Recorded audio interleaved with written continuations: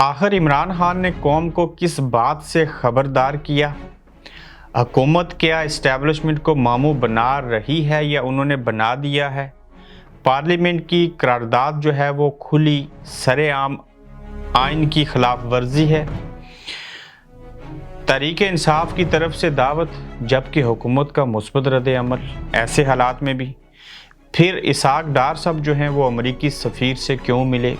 और उनसे उनको क्या चाहिए था? आज हम इन खबरों के ऊपर आपसे बात करेंगे। अस्सलाम वालेकुम, आप देख रहे हैं गोरखतंदा अबरार कुरैशी, आपसे मुखातिब हूँ। क्या हुकूमत जो है वो इस्टेब्लिशमेंट को मामू बना रही है या कि नहीं, या फिर उन्होंने मामू बना दिया है? और क्या इस्टेब्लिशमेंट जो है वो हुकूमत के साथ है या नहीं, और किस पैराए पे वो खड़े हैं? सबसे पहली चीज़ कि जो पार्लियामेंट के अंदर उन्होंने करारदाद मंजूर करवाई, दो करारदाद, वो बाप पार्टी यानी कि बड़े बाप, इस्टेब्लिशमेंट को दूसरे लफ्ज़ों में बाप कहते हैं। जब भी कोई करारदाद या बाप पार्टी जो बलोचिस्तान अवामी पार्टी है उसकी तरफ से कोई चीज़ हो तो उससे ये तासर मिलता है कि इसके पीछे इस्टेब्लिशमेंट है। चूँकि बाप पार्टी वो वाहिद पार्टी है बलोचिस्तान की अवामी पार्टी, जब भी किसी की हुकूमत बनानी हो या किसी की हुकूमत गिरानी हो तो बाप पार्टी से खिदमात ली जाती हैं। ये खुलेआम और सरेआम तासर मिलता है और ये बात लोग इसके ऊपर यकीन भी कर चुके हैं, कामल यकीन है कि बाप पार्टी जब कुछ ऐसा करेगी तो इस मीन्स कि उसके पीछे इस्टेब्लिशमेंट है। और इस चीज़ को वजह बनाते हुए और ये तासर मज़ीद मजबूत करने के लिए हुकूमत ने पिछली करारदाद भी और इस बार भी जो अदलिया के खिलाफ करारदाद मंजूर करवाई, यानी कि अदलिया के फैसले के खिलाफ, वो बाप पार्टी के एक रुकन से, मेंबर नेशनल असेंबली से करवाई, जिन्होंने तकरीर भी की। फिर जो करारदाद पेश करने वाले थे, करारदाद को पढ़ने वाले थे, जिसके ऊपर 42 से ज़ायद दस्तखत करके करारदाद का हुलिया बिगाड़ दिया, आगे पीछे हर तरफ दस्तखत कर दिए, उन्हीं के बाकौल के हमें ब्रिगेडियर उस वक्त के जो थे वो फ़ोन भी करते थे। फिर यकीनन वो दुनिया से चले गए, जिस वजह से उन्होंने कहा कि उनके लिए आसानियाँ हों। तो फिर उन्होंने ये भी कहा कि कैसे हम चौधरी शुजात को मिलने जा रहे थे तो हमें ब्रिगेडियर का फ़ोन आया और कहा कि वहाँ खाना नहीं खाएं, इमरान खान के साथ खाना खाएं। तो ये तासर दिया जा रहा है हुकूमत की जानिब से। ये दूसरा तासर, फिर मैं इख्तिताम की तरफ लेके जाता हूँ कि ये मामू कैसे बना रहे हैं। देखिए, उन्होंने आज 3 जो सरबराहान थे उनसे मुलाकात की, जो नेवी के थे, एयरफोर्स के थे और बाकी।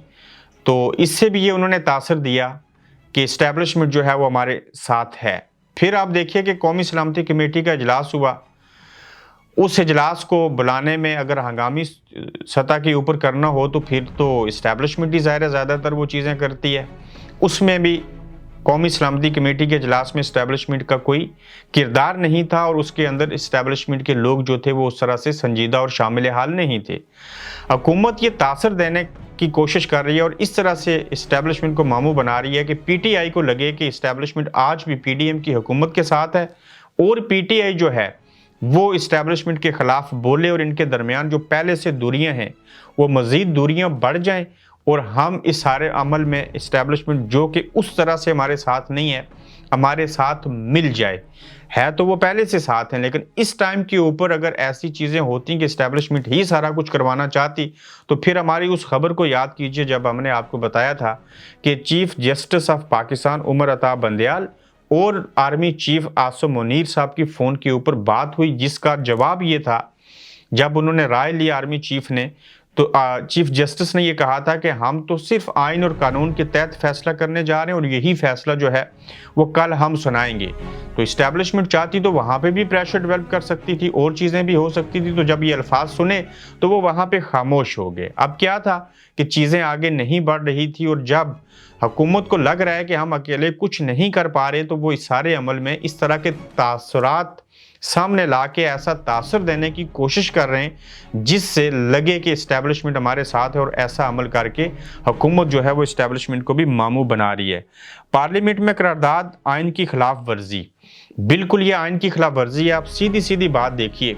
नो डाउट कि सुप्रीम कोर्ट अदालत से ऊपर कोई और अदालत नहीं है। अगर किसी को कोई फैसला अच्छा नहीं लगता या उसने उस फैसले को मानना होता है تو وہ ظاہر ہے اس فیصلے کے خلاف جو اس کے پاس حق ہے اپیل کرنے کا، وہ اپیل میں جاتا ہے۔ یہاں پہ اپیل میں جانے کی بات نہیں ہو رہی، بلکہ الٹا اس کے اوپر سخت سے سخت جو ریئیکشن ہے وہ دکھانے کی نہ صرف کوشش کی جاتی رہی، بلکہ آپ اس کو امپلیمنٹ بھی کر دیا گیا قرارداد منظور کر کے، جو کہ سیدھا سیدھا کہا گیا ہے کہ یہ آئین کی خلاف ورزی ہے۔ پارلیمنٹ جو ہے وہ کبھی بھی، سپریم کورٹ سپریم ادارہ ہے،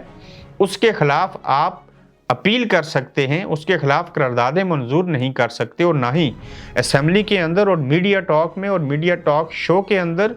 اور پریس کانفرنس کرتے ہوئے ان کے اوپر آپ الفاظ کی اور تنقید کی بوچھاڑ کر دیں۔ جب آپ کی نیت ہی ٹھیک نہیں تو پھر ظاہر ہے آپ قرارداد بھی لائیں گے،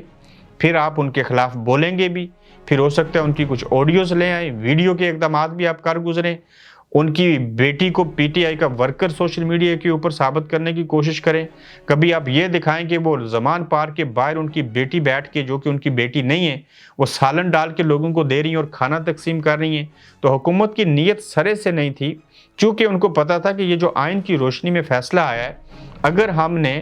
اس کے اوپر جو کہ حق ہے ہمارا عمل کرنا، اگر عمل کر لیا تو ہمارے لیے یہ سیاسی طور کے اوپر بات ٹھیک نہیں ہوگی۔ کیوں؟ پہلے 60% امکان تھا عمران خان کو لوگ ووٹ دیں گے، اب وہ 80% سے بھی تھوڑا سا اوپر چلا گیا ہے۔ نئے سروے کے مطابق 83% عوام جو ہیں وہ ملک میں نئے انتخابات چاہتے ہیں اور وہ عمران خان کی پارٹی کو ووٹ دے دیں گے۔ تو ایسی صورتحال میں پارلیمنٹ کی طرف سے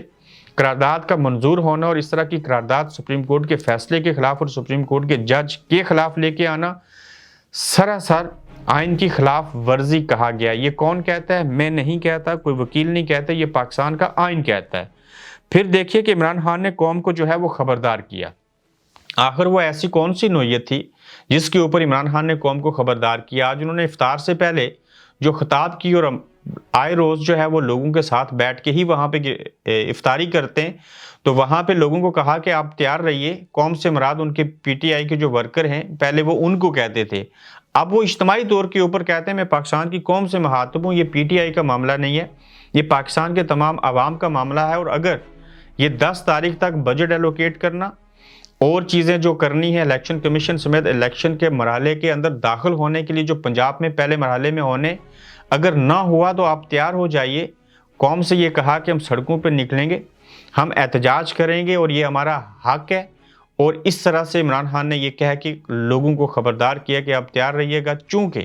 ان کی جو نیت ہے وہ خراب ہے، اور بالکل ان کی نیت خراب ہوتے ہوئے ہمیں یہ لگتا ہے کہ یہ انتخابات نہیں کروائیں گے۔ تو ایسی صورتحال میں جب یہ رمضان کے نصف رمضان گزر گیا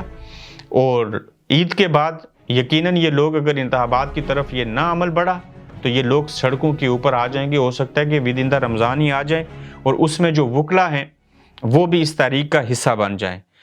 اب آگے چل کے تحریک انصاف نے جو ہے وہ دعوت دی اور اس کے اوپر حکومت نے مثبت رد عمل دیا ہے۔ وہ رد عمل یہ ہے کہ فواد چودھری صاحب نے کہا کہ ہاں اگر تو الیکشن کے حوالے سے کوئی بات کرنا چاہتی ہے حکومت تو پاکستان تحریک انصاف بقول فواد چودھری صاحب کے وہ حاضر ہیں اور وہ حکومت کے ساتھ بیٹھ کے بات کرنے کو تیار ہیں۔ حکومت کی طرف سے جو غلام دستگیر ہیں، آئی تھنک دستگیر ہی ان کا نام ہے، میں بول رہا ہوں، معذرت چاہتا ہوں اس کے لیے، انہوں نے کہا کہ ہاں بالکل ہمارا ان کا جو رد عمل آیا کہ ہم بالکل اس کے اوپر بیٹھ کے بات کرنے کے لیے تیار ہیں۔ اب دیکھنا یہ ہے کہ فواد چودھری صاحب نے جو کہا اس الیکشن کے معاملے کے اوپر اگر حکومت عدالت کی بات کو ماننے سے انکاری ہے تو پھر اگر یہ مثبت جواب ہے کہ ہاں ہم بیٹھنے کو تیار ہیں، تو کہیں یہ عمل تو نہیں ہوگا کہ عدالت کے فیصلے کو بھی پیچھے چھوڑیے، اکتوبر کی بات کو بھی چھوڑ دیجئے، جو 14 مئی کو انتخابات ہونے اس بات کو بھی قطع نظر کرتے ہوئے ہم جو ہیں وہ انتخابات سپتمبر میں کروا دیتے ہیں یا کسی نتیجے پہ یہ پہنچ جائیں، یا یہ ہو سکتا ہے کہ حکومت پی ٹی آئی کے ساتھ مذاکرات شروع کرے، 1-1.5 مہینہ مذاکرات میں گزر جائے، تھوڑا سا ٹائم گین کر لیں اور چیزیں پھر آگے بڑھ جائیں، مگر حکومت کی جانب سے یہ کہا گیا، خرم دستگیر صاحب کی جانب سے، ناٹ غلام دستگیر، خرم دستگیر صاحب نے کہا کہ ہم اس کے اوپر بات کرنے کو تیار ہیں۔ پھر آج ایک اہم ملاقات ہوئی ہے اسحاق ڈار صاحب وزیر خزانہ کی، امریکی سفیر جو ہیں ان سے جا کے ملے ہیں۔ آخر کیوں ملے ہوں گے؟ 10 تاریخ کو یقیناً امریکہ جائیں گے اسحاق ڈار صاحب، اور جب امریکہ جائیں گے تو اس سے پہلے جو 3 مہینے 3.25 مہینے گزر کے آئی ایم ایف پیسے دینے کو تیار نہیں ہے۔ امریکی سفیر سے ملنے کا مقصد وزیر خزانہ اسحاق ڈار صاحب کا یہ تھا کہ انہوں نے ان سے کہا کہ آپ اپنا کردار ادا کریں, ہمارے ملک کے معاشی حالات بڑے دیگر گو ہیں, ہمیں مزید قرضہ چاہیے اور آپ اپنا کلیدی کردار ادا کیجئے. تو یہ اسحاق ڈار صاحب کا مقصد تھا امریکہ جانے سے پہلے, چونکہ اب تک IMF ان سے متفق نہیں ہے اور راضی نہیں ہے کہ وہ ان کو قرضہ دیں, چونکہ یہ ابھی تک یہ ثابت نہیں کر سکے کہ ہم نے جو قرضہ لینا ہے, جو اس کی ادائیگی ہے وہ کیسی ہوگی اور آپ کے پاس سورس آف انکم کیا ہے. جب سورس آف انکم کا راستہ خود بتاتا ہے IMF کہ آپ یہ TADA نہیں لیجئے, یہ مراحت کینسل کیجئے, یہاں پہ آپ بچت کیجئے, یہاں پہ مہنگائی کر دیجئے, تو اس طرف تو یہ جاتے کوئی نہیں. پلس IMF یہ بھی کہتا ہے کہ آپ کی حکومت جو ہے وہ چند مہینے کے لیے ہے. پھر جتنی بھی سیاسی پارٹیاں انکلوڈڈ PTI, اس کے بھی دستخط اور شورٹی ہونی چاہیے کہ کل کوئی اور حکومت آئے گی تو جو آپ نیا معاہدہ ہمارے ساتھ کریں گے, آپ چونکہ پہلے سے خسارے میں ہیں, تو شورٹی ہونی چاہیے کہ وہ رقم ہمیں واپس ملے گی. یہ نہ ہو کہ جب عمران خان کی حکومت آ جائے, جو ہمیں لگتا ہے کہ آ جائے گی, تو ایسی صورتحال میں وہ کل ہو سکتا ہے آپ کے معاہدے سے وہ انکار کر دیں, تو بائی لو جو IMF کا لا ہے اس کے تحت نئی عوامی حکومت آنے والی, نئے وزیر اعظم, نئی کابینہ مجاز نہیں ہے اس بات کی, اگر اس کے دستخط ایز اے پارٹی لیڈر یا پارٹی ہیڈ نہیں ہے تو وہ کہہ سکتے ہیں کہ ہم اس کو نہیں مانتے, ہم تو وہ پچھلی حکومت نے کیا تھا, ہماری تو نئی اسٹریٹجی یہ ہے. تو یہ وہ سارے خدوخال ہیں, یہ وہ رکاوٹیں ہیں جو بیچ میں آڑے آ رہی ہیں, اور اسحاق ڈار صاحب یہی وجہ ہے کہ امریکی سفیر سے بھی ملے اور کوششیں بھی وہ کر رہے ہیں. تاہم جو مڈل ایسٹ کے ممالک ہیں, سعودی عربیہ سے 2 بلین جو ہیں وہ رقم ملے گی یا مل چکی ہوگی, تو اب تو ان کے پاس 30 ارب تو ہو جانے چاہیے الیکشن کروانے کے لیے. تو یہ ایک اپنے لیے جال بن رہے ہیں, اس جال میں خود ہی پھنس جائیں گے. اگر الیکشن نہ ہوئے تو ملک کے اندر مزید سیاسی عدم استحکام پیدا ہوگا, مہنگائی مزید آئے گی, اس کا بوجھ عوام برداشت کرے گی. جب ملک کے حالات ٹھیک نہیں ہوں گے تو ظاہر عوام کے اوپر اس کا براہ راست اثر پڑتا ہے. اب دیکھتے ہیں کہ اس میں اسٹیبلشمنٹ کیا کردار ادا کرتی ہے, کیا PTI اور اسٹیبلشمنٹ کے درمیان جو معاملات ہیں, حالات ہیں, کچھ بہتر ہوئے, کچھ برف پگھلی. اگلے دنوں میں اس کے اوپر بھی ایک مفصل سٹوری کریں گے. اپنا خیال رکھیں, تو نئے ایپیسوڈ میں پھر آپ سے دوبارہ ملیں گے. اللہ حافظ. آپ دیکھ رہے ہیں گورکھ دھندا ابرار قریشی کے ساتھ.